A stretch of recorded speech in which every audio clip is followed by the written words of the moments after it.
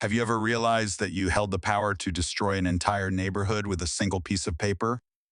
2 months ago, the president of Golden Oak Estates called me trash. She looked at my beat up Ford truck, wrinkled her nose, and fined me $500 for trespassing on her private road. She did not know two things. Number one, I was not trespassing. I was inspecting my inheritance. Number two, that so-called private road she was standing on was not hers. It was mine. And not just the road. The clubhouse behind her, the tennis courts, and 12 luxury homes were all sitting on my dirt. They woke a sleeping giant, and today I'm going to evict them all. Welcome back to the HOA Underground. If you love seeing entitled people lose everything, hit subscribe. Now let us watch them crumble. To understand this mess, you have to know my grandfather. He bought 1,200 acres of Wyoming wilderness in the 50s to disappear. For 30 years, the land sat untouched. To the outside world, it looked like abandoned public land. When he passed, he left it all to me. Last month, I drove out to survey the boundaries. I expected trees. I expected deer. What I found was a suburb. My GPS said I was in a pine forest. Instead, I was staring at a massive stone gate and a golf course.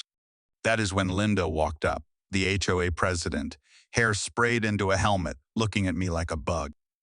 She sneered, asking if the truck was mine and saying it was leaking oil on her pavement, that I was trespassing, and that she was issuing me a citation for creating a nuisance.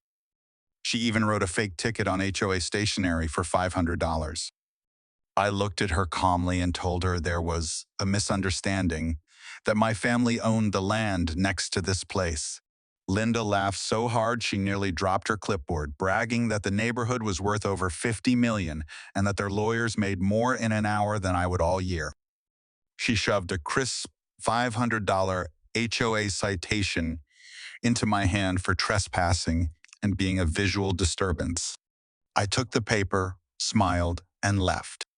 She thought she had run me off. What she did not know was that she had just mocked the only person there with a legal right to stand on that road. Instead of going home, I went straight to the county courthouse and dug through dusty records from the 1950s. The original survey showed the real boundary was about 400 yards south of where the developer assumed it was. That mistake put the entrance, clubhouse, pool, courts, and Linda's mansion squarely on my family's land. A licensed surveyor confirmed it, then told me I would need a good lawyer. Enter Mr. Wolf, a property attorney who plays everything by the book. After reviewing the files, he said I could either take a payout or assert full ownership. I thought about the insult and the fake ticket, but I was not chasing revenge. I wanted things made right. At the next HOA meeting, we calmly presented the certified survey. I explained that the road they fined me for using is actually the driveway to my inherited 1,200 acres, and roughly 50 acres of their community sit on Miller land. From that day on, the board, the lawyers, and the title companies had to face the truth. For me, it became simple. Respect the inheritance, respect the paperwork, and let the facts speak louder than arrogance. You built this clubhouse without a permit. You built the pool without permission. And you built 12 houses on land you don't even own? Linda's hands were shaking as she tried to argue that it was adverse possession, that 5 years of living there meant it was hers. My lawyer actually laughed. Adverse possession here takes 20 years, Linda, he told her. You are 15 years short. Right now, you are just squatting. Then he announced the plan. We were serving a cease and desist, and they had 72 hours to remove every bit of personal property from my land, including the gate and those houses. Linda's eyes rolled back and she hit the floor.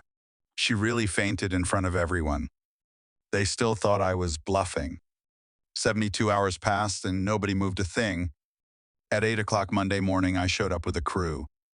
Because the entire entrance road sits on my parcel, I had every right to close it. We dropped huge concrete barriers across the main gate and sealed off the only way in or out. The sheriff arrived to a crowd of screaming residents and Linda pointing at me, demanding my arrest.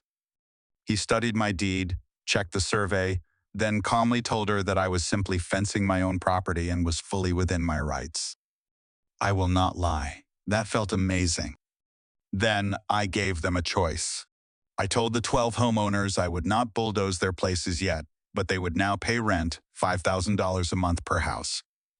And the HOA would pay 20 grand a month to keep using the clubhouse and pool. One last condition, Linda resigns, effective immediately. The HOA went broke, the developers quietly settled for millions, and Linda packed up and moved to Florida.